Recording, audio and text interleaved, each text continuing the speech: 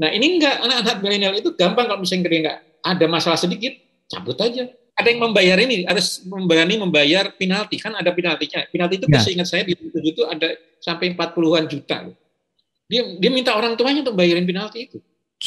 In 5, 4, 3, 2, 1, welcome back to I Think Podcast. Pak Choi, terima kasih atas waktunya Pak. Kemarin saya hubungin langsung, agree langsung sama Pak Choi. ya. Karena saya beberapa kali diundang di acara seperti ini di YouTube ataupun seminar online ya, atau webinar ataupun yang lain. Saya hampir tidak pernah menolak. Karena apa? Karena situasi seperti ini di kondisi pandemi, apalagi yang PPKM seperti sekarang kan kita keluar juga susah. Dan saya memanfaatkan ilmu saya, baik saya sebagai istilahnya sebagai pembicara atau apa, atau hanya saya sebagai belajar. Sejak pandemi tahun kemarin, tahun Maret itu, seingat saya pernah jadi pembicara itu ada kali 7 atau 8 kali dengan lembaga berbeda sebagai materi. Kalau saya sebagai siswa, saya belajar tentang bisnis, tentang beberapa kayak yang offline saya 3 kali datang ke hotel gitu. Ikut pelatihan itu. Tapi kalau yang online mungkin 11 atau 12 saya ikut webinar atau pelatihan. Itu memang saya menyempatkan diri dan investasi waktu di situlah kapan lagi itu. Waktu dan uang untuk belajar gitu. Dan saya senang kalau diajak sama Mas Arnold di ngomong sesuatu yang barangkali berguna bagi klien gitu. Terima kasih banget nih Pak, karena seperti kayak tadi Bapak bilang bahwa share ilmu, karena menurut saya sendiri salah satu keresahan saya yang saya takutkan bahwa jangan sampai kita kehilangan waktu sosok-sosok yang kita harus belajar gini, karena pada saat kita belajar sesuatu dalam kehidupan atau bisnis 10-15 tahun itu tidak akan bisa habis sebenarnya untuk kita bisa belajar atau ngikutin seseorang ya kan. Nah kemarin itu saya punya keresahan sebenarnya Pak, atau yang saya pengen kita bertukar pikiran, karena kalau kita lihat kan pasti kita lintas generasi jauh nih Pak ya kan. Nah 52. Iya Bapak semua, ya berarti betul Bapak seumuran Bapak saya berarti. Begitu ya. Oke. Berarti seumuran anak saya baru 24. Mas Anwar berapa? 30? Belum, saya belum Pak. Saya 29. Oh, oke. 29 ya. Nah itu dia. Karena kita beda generasi di sini sebenarnya satu sih. Dari dulu emang saya itu senang sekali untuk sounding ke orang, untuk cerita ke orang bahwa banyak sekali orang anak-anak milenial yang berpikir bahwa generasi yang di atas itu kuper, generasi di atas tuh susah banget terima anak milenial gitu kan. Tapi saya selalu ingin menunjukkan bahwa saya di usia seperti teman-teman, tapi rata-rata saya juga kalau ikut seminar bahkan atau misalkan bawain seminar, saya kayaknya paling muda dari semua pembicaranya gitu kan. Sehingga saya bisa nunjukin sama mereka bahwa kayaknya bukan generasi atasnya deh, kayaknya yang nggak mau terima deh. Kayaknya mungkin ada beberapa hal yang harus diintrospeksi dari diri kita masing-masing di milenial kan. Nah, saya ini gini Pak, mungkin pertama gini, menurut dari Pak Choi, apa sih sebenarnya hal yang amat sangat berbeda pada saat Pak Choi seumuran kami milenial di saat itu, dengan Pak Choi melihat sekarang anak generasi sekarang nih Pak. Di zaman Bapak tuh apakah seperti ini nih kehidupan dan bekerja? Betul. Baik, makasih Kang Hasanal. Jadi gini, saya mulai karir berkantor itu tadi, bekerja di kantoran itu ketika saya semester 8 kuliah di UNJ. Jadi saya sudah mulai karir ketika masih mahasiswa. Saya diterima di kantor di namanya majalah Forum Keadilan. Itu kenapa saya mengambil kesempatan itu, padahal saya tinggal 2 semester lagi lulus gitu, atau bahkan 1 semester bikin skripsi dalam PPL gitu, sebenarnya bisa, cuman karena pertama saya tuntutan ekonomi, kedua idealisme saya. Idealisme artinya begini, saya itu punya keresahan ya, sama yang keresahan kalau masalah tadi soal generasi, kalau saya keresahan terhadap zaman itu, ketika itu tahun 91, saya ingat banget tanggal Desember 91 saya mulai kerja gitu. Itu saya memang training in-house training di sana seminggu, kemudian habis itu saya dilepas. Nah, bagaimana angkatan kami angkatan kami ketika mendapat kerjaan itu benar-benar istilahnya kita harus benar-benar ngadepin apapun resikonya, apapun beratnya pekerjaan itu harus kita jalanin, tidak ada pantang menyerah, tidak ada kata, ibaratnya gini, karena saya wartawan ya, lebih baik tidak pulang tanpa berita gitu. Gitu. Kalau meskipun ditolak orang wawancara, orang nggak mau gitu, terus kita nggak mudah menyerah. Kita tungguin, kita bujuk rayu, sehingga kita dapat. Beda dengan yang terjadi, ini saya baru saya tahun 2016, saya terakhir di Trans 7 sebagai wakil pemuda redaksi. Ada beberapa pengalaman yang bergaul dengan anak-anak milenial. Contohnya begini, anak milenial itu ditugaskan liputan, ada beberapa yang mikir dulu, kemana Pak? Kemana Mas? Nah, saya dipanggil Mas. Kemana Mas? Kemana Mas? Atau tentang apa ya? Itu sudah ada semacam barrier lebih dulu. Kok begitu ya?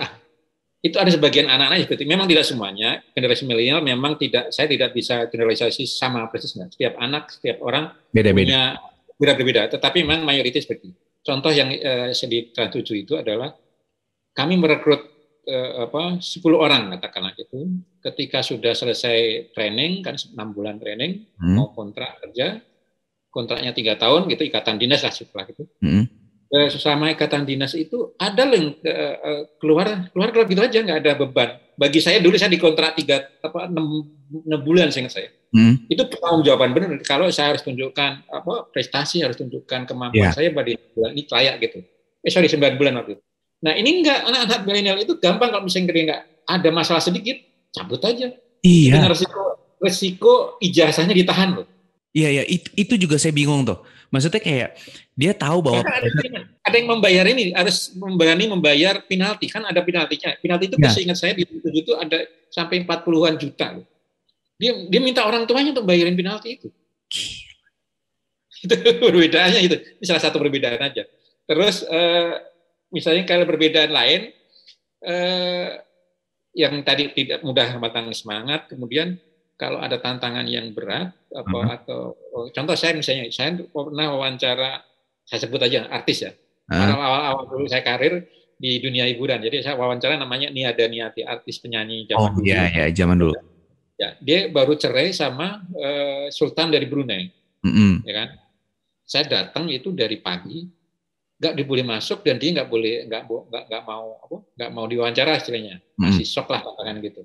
Tapi saya nggak patah semangat, saya tungguin, saya ajak ngobrol itu pembantu yang penjaga rumahnya, ajak ngobrol, saya duduk di depan terasnya, ada pohon gitu, saya duduk di pohon lama dari pagi, saya sempat beli minum, beli makanan gitu, akhirnya dia datang, karena mungkin kasihan lihat saya, kalau saya langsung dia misalnya kalau saya patah semangat, gampang bicara, Mbak Nianya kata, yang nemuin pembantunya ya, Mbak Nianya nggak mau itu kadang-kadang. Kalau yang cemen pasti langsung pulang. Iya. Tapi waktu itu diajarkan, lo jangan pulang kalau lo dapat berita lah, gampangnya gitu. Akhirnya saya tungguin, saya bujuk, saya ajak ngobrol itu pembantu. Akhirnya dia keluar masuk, saya dikasih minuman, akhirnya dikasih teh atau kopi, saya lupa, dikasih minuman. Lama kemudian dia datang, Mbak Nia dan Nina ini keluar dengan baju yang siap difoto. Saya dipakai zaman kamera pocket gitu ya. Iya. Itu dapat itu. Nah kayak gitu kalau anak-anak sekarang itu sangat hal yang seperti itu, ada beberapa orang yang langsung enggak lah gitu. Jadi kurang tough, kurang berani ngadepin resiko. Nah, itu bagian seperti itu. Tapi ada juga pengalaman yang di pandemi ini saya sebelum pertanyaan lagi, ini saya mau cerita aja. Di perusahaan saya di Spora itu sekarang kan sejak Maret 19 saya semua work from home kecuali saya dan beberapa staf yang ngurusin finansial dan administrasi. Nah, selebihnya saya semua work from home sampai sekarang. Dan mayoritas karyawan saya adalah milenial. Dulu saya sempat ragu lah. Jangan-jangan gitu kan. Akhirnya di bulan pertama setiap hari saya rapat. Rapat online rapat online via Zoom gitu ya. Saya tanya hari ini kamu ngerjain apa, resikonya apa. Saya sebut satu-satu tuh saya absen. Bulan kedua saya kurangi seminggu 3 kali. Bulan berikutnya seminggu sekali. Bulan berikutnya sebulan sekali. Sampai sekarang tahun 2000 dari 2001 sampai sekarang saya ingat saya 2 bulan sekali saya rapat. Nah koordinasi seperti apa? Ya lewat grup aja, lewat grup WhatsApp dan juga kalau yang Uden yang ini baru telepon. Tetapi yang saya agak surprise adalah mereka dari sekian karyawan saya itu hampir 30, waktu sebelum PHK ya saya sempat mem-PHK 12-an orang gitu ya. 12 atau 14 itu. Nah, setelah PHK itu alhamdulillah ya mereka apa ya? Kerjanya bagus, hasilnya bagus, meskipun yang dulu ketika berkantor, ketika ada office hour kan, itu kalau setelah jam 5, setelah maghrib itu ngubungin mereka susah bukan main gitu. Sekarang jam 10, jam 12 malam kadang-kadang ada yang sampai sekarang hampir saya tidak komplain terhadap mereka. Memang ada beberapa kejadian, tapi secara mayoritas saya merasa terbantu oleh anak-anak milenial itu, mereka kerja tanggung jawabnya ada gitu. Itu juga surprise juga. Nah, itu Mas. Jadi menurut saya ada kebanggaan. Misalnya ada yang memang ada sih yang agak tahan keluar nyari tempat kerja lain ada, tapi dari 20-an ya, mungkin yang tua menurut saya itu cuma satu, yang di bawah saya, yang di atas 40 itu seingat saya mungkin nggak lebih dari 6 orang. Selebihnya anak-anak milenial. Itu mereka kerjanya agak surprising buat saya, itu mereka itu di luar dugaan, benar-benar mereka tanggung jawab. Ketika dibutuhkan mereka siap, bahkan ketika liputan, karena kami ada konsultan di bidang media, ada liputannya, ada pembuatan video, ada namanya bikin manajemen media sosial yang kadang-kadang perlu pemotretan segala macam, mereka siap. Bahkan di pekan hari ini di tanggal ini tadi ada 2 staf saya yang harus liputan ke ini, mereka siap juga nggak dengan prokes ya, kita bekali prokes dan itu. Ya, itu bagi saya berbeda dengan ketika pengalaman di Trans 7 dulu. Misalnya dari 10 kami rekrut, itu pernah satu masa rekrutmen 10 orang itu 6 diantaranya resign sebelum masa kontraknya selesai. Ada juga yang nunggu masa kontrak selesai langsung pindah, ada juga beberapa itu. Tapi kalau di sekarang ini mungkin karena masih pandemi ya, mereka sadar bahwa nyari kerjaan tempat lain susah segala macam, jadi mereka lebih welcome terhadap kerjaan-kerjaan baru gitu, terhadap. Karena saya juga memberikan edukasi ke mereka ya, ada tambahan ilmu setiap ada meeting, saya selalu, bahkan ada satu sesi saya memberikan materi, benar-benar materi, saya belajar di orang dari habis sekolah, habis ikut webinar atau habis ikut e-course, kursus online, saya ajak mereka, saya tularkan ilmu itu, dan itu mungkin salah satu sifat anak-anak milenial kan mau hal yang baru, terbuka, kayak gitu. Berpikiran terbuka, idealisnya ada, dan menyukai tantangan dalam artian pengen hal yang baru, pengen nyoba yang baru, tidak mau yang itu saja. Nah, salah satu yang saya membuat itu adalah misalnya perubahan dalam algoritma Instagram misalnya. Ya, itu kan hal yang baru. Saya pelajari lebih dulu, saya sudah paham, saya ajak anak-anak teman-teman itu rapat, ayo kita bahas ini. Presentasi ke mereka ya alhamdulillah mereka beritahu. Nah, sekarang beberapa bulan terakhir saya challenge mereka beberapa yang ini soal Reels misalnya, aplikasi fitur Reels di Instagram baru ya. Video itu. Saya minta ke staf saya, kalian belajar sampai bisa gitu. Jadi saya nggak, kalau awalnya kan saya belajar, saya menerangkan bagaimana membuat konten, bagaimana konten yang bagus, bagaimana strateginya. Nah, sekarang saya balik, mereka bikin belajar dulu. Pak, begini Pak, oke. Akhirnya saya mencoba hal yang seperti itu, dan saya pikir itu berhasil sekarang bagi saya ya, karena klien-klien ini kan yang baru ya. Kalau di klien itu ada yang milenial, kalau kita tidak cepat berubah, tidak cepat memberikan ide-ide baru, pasti akan jadi problem juga. Kita bisa di-cut di tengah jalan kan gitu. Gitu. Tapi yang menarik gini Pak, saya amat sangat setuju bahwa emang dengan adanya, apalagi kalau kita ngomong era digital saat ini ya, perubahan itu amat sangat cepat, dan orang itu dituntut untuk berubah dengan cepat sekarang, udah nggak bisa nunggu-nunggu lagi. Tetapi saya melihat ada di mana posisi karena adanya harus dituntut perubahan cepat ini, sehingga banyak banget juga dari anak-anak milenial yang kadang-kadang, nggak semua sih, tapi mereka akhirnya melupakan untuk bahwa ada namanya proses nih dalam bekerja atau dalam tingkat kedewasaan. di satu sisi emang ini emang proses emang di mana posisi kita dilema banget ya. Di satu sisi emang harus berubah dengan cepat, tapi di satu sisi harus adanya kedewasaan dalam berpikir atau kedewasaan dalam bertindak nih. Nah, itu yang sebenarnya kalau dari Pak Choi sendiri melihat bahwa kesiapan anak-anak ini untuk melihat, karena gini, kita kalau kita kerja melihat hasil, ya emang sekarang harus lihat hasil sih Pak, ya kan? Betul. Ada namanya, kalau saya melihat adanya proses di mana itu menjadi suatu apa ya, menjadi suatu pondasi buat kita yang suatu saat nanti kayak tadi Pak Choi juga bilang kayak saya belajar dulu, saya kasih tahu, nanti pelan saya nuntut mereka untuk belajar sendiri. Kayaknya kalau saya ngeliat nggak usah zaman Pak Choi, pada saat zaman saya dulu aja kan saya masih transisi Pak ya, yang belum ada Google, belum ada apa gitu kan. Yang kita kalau nyari informasi aja harus yang kayak ke perpustakaan, cari buku, cari ini. Nah sekarang tuh dengan adanya Google ini, orang-orang itu jadi meremehkan kayak udah gampang. Nanti juga diketik di Google juga keluar. Ngapain sih baca ribet-ribet? Ngapain sih belajar ribet-ribet? Ya kan? Saya melihat gitu, kemudahan ini tuh menghancurkan pola di mana yang sebenarnya ada hal yang harus tetap dipelajari nih. Ada beberapa hal yang harus tetap diusahakan gitu kalau saya lihat. Nah kalau dari Pak Choi sendiri gimana ngeliatnya Pak? Nah betul, memang saya setuju itu. Karena memang kadang-kadang anak-anak milenial, ya sebagian ya, saya yang tidak mau generalisir, sebagian anak atau sebagian besar malah mereka karena multitasking ya. Betul. Saya melihat bahwa salah satu kelebihan anak-anak milenial itu multitasking. Dalam waktu bersamaan dia bisa chat, bisa ngerjain tugas, bisa ambil nelpon, video call dengan siapa, tapi dia ngerjain tugas sambil dengerin apa gitu. Itu satu kelebihan. Saya nggak bisa seperti mereka. Saya paling tinggi adalah saya dengerin murotal atau dengerin apapun sambil ngetik masih bisa, tetapi tidak dengan tiga kemampuan itu. Tapi anak-anak seperti usia anak saya itu, saya heran juga dia bisa teleponan, ngerjain tugas kuliah, bisa ngurus ini, ngurus itu. Itu luar biasa. Sampai ibu saya, istri saya itu lihat anak itu, kok kamu bisa ya? Tetapi memang ada hal-hal tertentu yang saya melihat itu digampangkan, menurut saya sih lebih digampangkan karena tadi ada banyak kemudahan, bisa nyari di YouTube, bisa nyari di Google.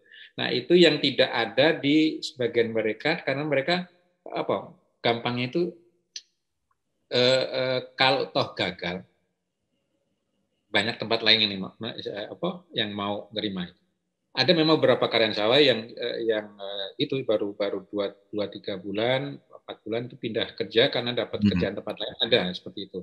Tetapi secara mayoritas tadi saya biasakan mereka. Tapi memang mengenai proses itu mereka sebagian ada apa?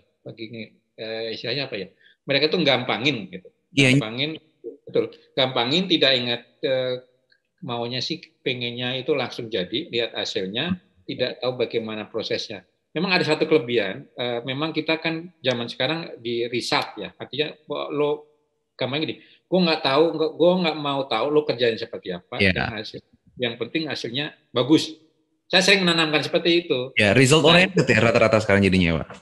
Ya betul, jadi tidak menghargai proses bahwa kematangan berpikir atau bijak dalam mengambil pertama sikap dan itu yang anak-anak sekarang itu kan barangkali soal sikap, soal kemampuan adaptasi dengan hal yang sifatnya humanitarian, artinya bekerja sama dengan pihak lain atau cara berbicaranya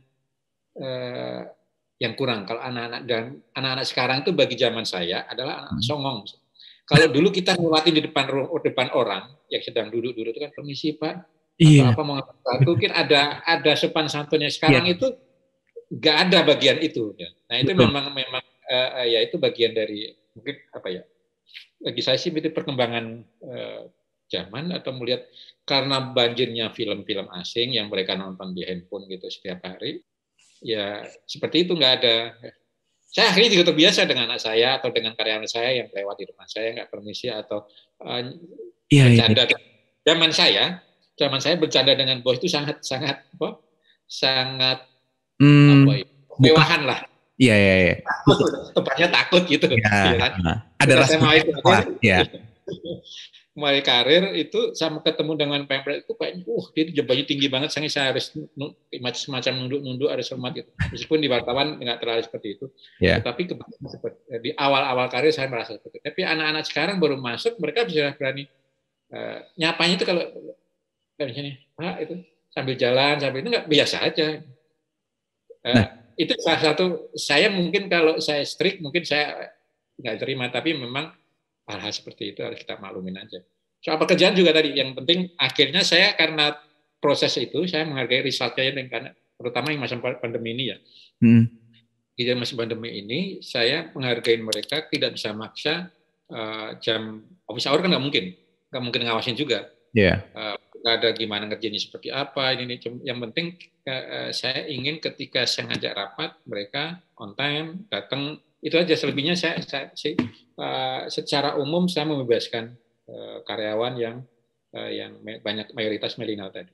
Saya cukup tertarik nih Pak, maksudnya tertarik seperti ini karena emang kenapa saya cukup concern banget yang tadi saya bilang bahwa kayak proses, karena satu menurut saya untuk kedepannya saya melihat bahwa kayak pada saat mereka tidak menghargai proses atau seperti tadi ya kayak menggampangkan atau menyepelekan bahwa kayak nanti bisa di search, nanti bisa di googling, nanti bisa diapain.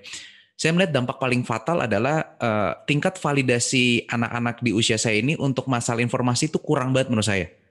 Sehingga makanya di era zaman dulu pada saat ada berita hoax atau berita palsu itu beredarnya akan cukup lama lah. Emang dilihat juga bahwa secara teknologi sekarang teknologi juga lebih cepat daripada zaman dulu. Tapi saya melihat bahwa tingkat kepercayaan anak-anak sekarang itu jauh lebih cepat dibandingkan zaman dulu. Kalau mungkin di eranya Bapak segala macam kayak emang bener ya.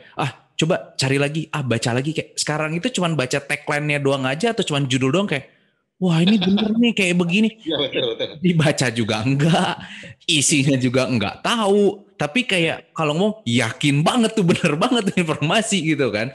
Nah, saya melihat bahwa pada saat hal-hal sepele tadi itu diacuhkan atau disepelekan ke depannya kayak, wah ini mengerikan banget ya. Maksudnya kayak gampang diadu domba, gampang menjadi kayak ibarat kata kayak cuci otak kepala orang tuh gampang sekali gitu kan. Nah, yang tadi sempat disinggung sama Pak Choi adalah akhirnya Bapak mencoba untuk menyesuaikan dengan milenial seperti ini. Pertanyaan saya seperti ini Pak. Bapak menyesuaikan karena Bapak emang udah merasa kayak wah kayak udah nggak sanggup nih saya ngedidik mereka, atau emang mau nggak mau kayak ya udah deh saya yang ikut mereka aja deh, saya ngikutin gaya mereka.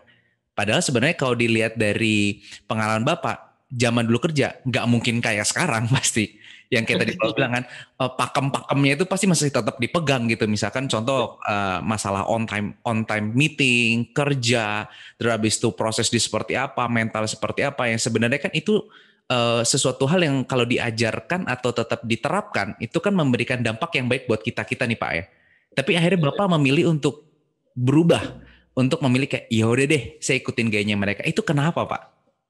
Ya, ini sebenarnya proses juga ya. Saya pengalaman terus terang model seperti ini saya sudah melakukan atau sudah banyak belajar ketika di Trans 7. Trans 7 itu kan ketika saya wakil pemberi redaksi itu staf saya yang ke lapangan ya, kalau yang di manajerial kan pasti tidak jauh beda umur dengan saya. Tapi kalau yang ke lapangan itu rata-rata usia Mas Arnold dan mungkin lebih sedikit usianya, tapi mayoritas bawah. Kebanyakan kami merekrut yang fresh graduate. Nah, itu kan. Nah, ketika ada komunikasi, kita ada ngobrol, ketika ini saya sering terkaget-kaget dengan jawaban ketika ditanya. Misalnya apa Pak? Misalnya ini, kenapa ini? Mas, kan itu nanti aja. Dulu pernah jaga kejadian menugaskan wartawan gitu di TV itu dia tidak mencatat. Tidak mencatat beritanya berarti. Ketika wawancara, jadi kalau saya diajarkan apapun yang terjadi ketika wawancara itu lo mesti nyatet. Oke. Dalam diri saya ketika saya masih berprofesi di wartawan itu ada selalu notes dan pulpen. Meskipun sudah ada tape recorder, misalnya zaman itu kan ada tape recorder, belum ada voice recorder di handphone. Nah, itu saya ngalamin beberapa kali ketika tape recordernya itu bermasalah, saya masih punya catatan. Oh iya, backup plan. Jadi saya dan itu lebih nancep di otak dibanding kita hanya sekedar mendengarkan. Nah, ini ada beberapa wartawan yang ditugaskan waktu itu masih koordinator liputan. Itu saya menugaskan itu wartawan itu pulang, saya tanya, kamu dapat berita apa? Dia bengong. Dia bengong. Kenapa kamu bengong? Kamu nggak tahu apa yang dia mungkin? Ya tahu Pak itunya. Kamu nggak nyatet? Enggak. Terus gimana beritanya? Nanti ada Pak di Detik katanya. Jadi saya kan konyol, dia ngutip berita di online untuk berita di TV. Dan itu kejadian. Nah akhirnya saya kan kalau gitu saya marahin kan percuma juga, dia ya ada benernya apa yang disampaikan, dia bisa kutip itu. Cuman dan di TV kan ada visual recordernya ya, jadi dia bisa ngeplay ulang, dengerin gitu. Tapi bagi saya itu wasting time. Kenapa harus dengerin ulang? Kalau saya kan ada catatan, tinggal dari catatan jadi berita gitu. Itu, nah itu dari belajar proses macam itu, saya ngambil kalau saya marah-marah terus, saya pusing. Akhirnya saya ya udah, pokoknya saya lihat hasilnya dari proses-proses itu. Akhirnya berkesimpulan ketika berbisnis, udah saya nggak bisa ngikutin pola berpikirnya, pola pekerjaan anak-anak ini kalau saya menerapkan dengan gaya saya gitu. Bayangkan dulu saya nulis berita, satu berita itu sampai satu halaman misalnya. Saya baca, harus duduk di pustakaan, baca buku, baca majalah, sudah merasa cukup di otak, baru mulai nulis. Nah, sekarang enggak, dari pulpen, googling dulu, oh iya beritanya tadi ini Kompas, diubah itu kan jadi berita dia. Nah, iya, kan itu kita menyalahkan, nggak bisa juga menyalahkan karena ya seperti itu. Tapi kan permasalahan kan divalidasinya kan berbeda banget dong Pak. Maksudnya berbeda.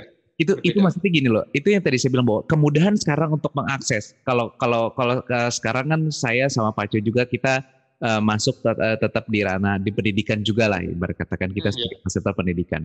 Di mana sebenarnya apa yang kita pelajari, apa dari pengalaman kita sebenarnya bisa easy to access banget gitu, untuk di googling itu pasti akan bisa gitu kan. Tapi kan pertanyaan saya dari dulu sama orang bahwa kalau merasa bahwa bisa di googling, validasinya aja kalian nggak tahu gitu loh. Kenapa? Ilmu yang diserap, apa yang dibaca tuh paling ya ilah. Saya sampai hari ini aja mencari anak di generasi saya yang masih suka baca itu dikit banget. Jangankan baca buku, baca berita aja tuh mereka tuh jarang banget. Tapi giliran di Instagram ada berita-berita gosip cepet. Betul ya. Tapi giliran masalah yang kayak hari ini ada berita apa? Ini sekarang di Indonesia gimana? Di Singapura gimana? Malaysia, Filipina ada apa nih? Mereka perkembangan seperti apa? Bingung gitu loh. Kalau itu ya, itu terjadi juga di perusahaan saya, bahkan di kantor berita Trans 7 misalnya, itu juga banyak seperti itu. Anak-anak tuh kurang update terhadap berita. Kalau di keluarga saya, anak dan istri itu saya disebut perpustakaan berjalan. Karena apapun ditanya, insya Allah saya bisa menjawab itu. Kecuali benar-benar nggak tahu. Jadi kalau di mobil atau lagi misalnya kita lagi traveling atau itu biasanya kan kita cerita. Anak saya paling suka ketika saya cerita tentang satu hal. Dia menggali pertanyaan darinya. Misalnya saya jalan di mobil, ketika dia tahu bahwa bapaknya itu harus perlu teman ngobrol, dipancing aja pertanyaan-pertanyaan tentang sesuatu gitu. Saya akan cerita itu. Misalnya kenapa Thailand nggak pernah dijajah misalnya, saya akan bisa bercerita. Kenapa di Indonesia zaman Pak Harto seperti apa, saya bisa bercerita. Atau tentang yang saya tahu itu biar ditanya. Tapi sekarang saya bertanya ke anak googling dulu. Maksudnya sederhana ya. Kalau saya tuh melihat iya itu sederhana. Mungkin kalau anak-anak yang seumur saya milenial kayak mungkin kalau sejarah malas gitu kan. Tapi menurut saya itu untuk update berita terkini hari ini itu menurut saya itu adalah hal yang itu kan ibarat kata kan kerjaan atau kegiatan zaman dulu Pak ya. Pagi biasa orang ngeteh ngopi baca koran. Nah, menurut saya tuh sekarang itu lebih mudah loh. Kita nggak perlu duduk buka koran yang ribet banget, tinggal pencet dari handphone atau bahkan live streaming aja udah pencet dengerin gitu loh. Yang kayak itu ada hal yang lebih mudah tapi nggak dilakukan. Tapi gila untuk pekerjaan mereka mencari hal yang mudah. Nah, ini saya bingung kayak korelasinya tuh kayak nggak masuk gitu loh. Disuruh berkembang ada yang mudah nggak mau, di saat suruh bekerja yang harusnya dia harus belajar dia cari yang mudah. Nah itu yang membuat saya juga akhirnya kayak Ini baru kejadian sekitar beberapa minggu yang lalu Pak. Ini benar-benar terjadi real dari saya. Saya presentasi ke salah satu perusahaan, terus habis itu saya udah bisa nebak nih, startup, oke, pasti rata-rata mostly anaknya milenial semuanya. Oke. Terus habis itu singkat cerita mereka mau ngambil pelatihan segala macam, terus habis itu saya bingung dong, maksudnya dari pengalaman saya emang kalau misalkan ditanya pengalaman saya emang belum terlalu lama gitu. Paling saya baru pengalaman di dunia pelatihan baru sekitar 6-7 tahunan gitu kan. Tapi mostly yang saya paham kalau misalkan ada pelatihan, perusahaan itu pasti sebagai vendor atau sebagai user pasti akan tanya kayak materinya apa, cara, terus habis itu nanti berapa lama, terus habis itu nih masalah kita ini sebenarnya itu. Pertanyaannya ini nggak ada yang nyambung sehingga akhirnya saya bilang sama temen saya, kok bisa sih temen lu tuh nanya nggak nyambung? Oh iya Not, kayaknya dia nggak baca deh apa yang dikasih sama lu. Nah itu yang kayak kayak lu ngadain meeting nih. Itu kadang-kadang itu makanya saya bingung kayak aduh ini kayak saya terjebak di umur saya milenial deh. Saya kayak harus ada di generasi senior deh. Maksudnya pada saat ada meeting, menurut saya pribadi, kalau ada meeting, ada suatu hal yang harus dibahas. Kalau emang ada attachment, dibaca untuk dipelajari bahwa oh kita akan bahas ini hari ini dan waktu ini. Tapi kok bisa-bisanya pas meeting kayak nggak tahu apa-apa nih, kayak ya udahlah pasrah aja gitu kan. Kayak nanti mau ngomong apa, tinggal dibalas-balas aja kayak. Saya merasa bahwa ada yang berbeda pada saat orang bertanya karena paham sama orang bertanya supaya terlihat bertanya saja. Nah itu kan, nah itu yang saya bilang kayak kok sampai separah ini ya, itu saya lihat. Terus abis itu kedua, saya melihat lagi itu keresahan saya lagi kayak saya tipe orang itu kalau misalkan bekerja atau meeting saya bukan amat sangat, bahkan saya nggak suka banget orang telat. Karena menurut saya kalau orang telat tidak ada preparation yang jelas. Nah, yang saya bingung saat ini adalah makanya saya pengen ngobrol Pak Coy juga perkembangan anak-anak sumber saya ini apa yang kita harus rubah. Kalau offline aja meeting telat aja saya udah nggak suka kayak ya maksudnya lu prepare dong kalau ibarat kata aduh maaf Pak macet ya kan pasti rumahnya kan nggak mungkin pindah-pindah ya itu rumah pasti di situ kalau emang udah tahu tiap hari itu macet ya prepare 2 jam sebelumnya ya berangkat gitu. Nah sekarang ini kan sudah online Pak ya, sekarang ini udah zaman kita pasti pakai Zoom meeting segala macam ya. Saya masih bingung sama orang-orang bisa telat tuh kayak mana caranya kok saya bilang gitu loh. Padahal kan kalau online kan tinggal kayak oh ya Pak ini linknya siap pencet on beres loh Pak. Beres. Saya bingung kayak masih bisa telat tuh gimana caranya?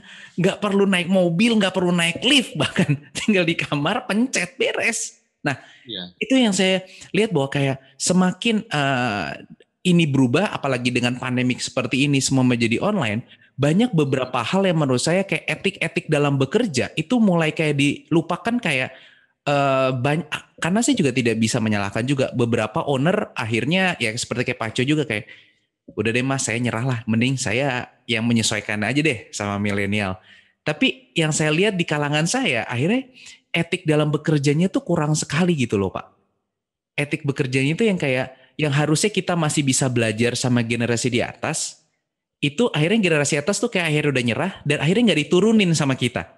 Yang suatu saat nanti kayak selalu bilang bahwa aduh kalau misalkan yang generasi atas udah anggapnya pensiun deh pengen main sama cucunya kita belajar sama siapa ya nanya sama siapa masa nanya sama Google kan nggak mungkin dong. Kebijakan-kebijakan dalam mengambil keputusan ya ada sih artikelnya Pak tapi kalau artikel yang nulis pun juga anak milenial kan sama aja nggak menghasilkan apapun. Iya sepakat. Kalau ya itu memang tantangan dua hal bagi saya dua hal yang harus kita lihat bersama tadi tentang yang bagaimana anak milenial pengen cepat sementara yang senior juga kalau saya bukan mengalah ya sifatnya saya angkut ya saya lebih ingin adaptasi aja beradaptasi dengan kondisi zaman dan perkembangan itu saja. Menyerah sih nggak dalam hal banyak hal saya masih tegas dalam hal bisa marah bisa ngasih memberi pemahaman bahkan kalau di rapat offline zaman offline itu saya benar memberikan bagaimana bersikap. Saya pernah marahin satu orang ketika rapat ya rapat itu saya ngasih brief banyak dan saya minta semua mencatat. Nah itu kayak gitu mereka kadang-kadang gampangnya ngapain sih nyatet itu? Iya benar. Kita rapat bukan di kantor ya ada saya kan ngelola sekolah juga saya pernah di sekolah itu di rapat yayasan dengan salah satu calon kepala sekolah ya atau salah satu calon karyawan misalnya gitu. Saya pernah gebrak meja gara-gara apa yang saya sampaikan, dia tidak sama sekali tidak nyatet. Kayak gitu. Nah itu bagi orang seperti saya, mencatat itu adalah poin penting dalam sebuah pekerjaan. Karena berapapun pentingnya kita, berapapun ininya kekuatan kita menangkap dan menangkap itu, ya. Mengingat itu tidak sekuat kalau ada catatannya. Memang ada yang mencatat dengan handphone. Oh ya. Ada yang mencatat ya. Kalau saya masih lebih senang pakai tulisan tangan ya, karena ngerasa itu. Iya. Tapi dan itu kalau saya ngomong maunya itu memang nggak salah rapat nyatet dengan note kalau ada dia. Tetapi kalau dengan orang yang lebih senior, orang punya jabatan lebih tinggi, artinya saya kan dengan klien ya, klien itu ya ada dengan di perusahaan lain, dengan itu saya minta ke teman-teman untuk tidak mencatat di handphone. Kenapa? Di note atau di apapun. Seolah-olah kita sedang main WA atau sedang ini. Betul. Iya. Kan? Jadi saya minta mereka bawa buku, bawa kertas, catat dengan tangan. Orang lihat handphone kita dimasukkan, ditaruh di tas, di saku, benar-benar kita dengarkan brief dia. Tidak boleh kita nyatet karena yang menjadi unsur bagi saya penting adalah klien atau calon klien itu lihat kita serius. Iya. Setiap anak-anak ini tidak boleh di satu posisi yang terlalu lama. Itu salah satu rekomendasi kami waktu itu. Anak di bagian mengurus media sosial atau itu. Tidak boleh seumur umur harus di situ terus. Ada rotasi pekerjaan, tugas pergantian tanggung jawab, pergantian itu. Ya, meskipun diliput di level yang sama, di lingkup yang sama, tapi pekerjaannya yang berbeda. Kenapa kalau terus-teruskan maka terjadi hal yang dinamakan pola berpikir.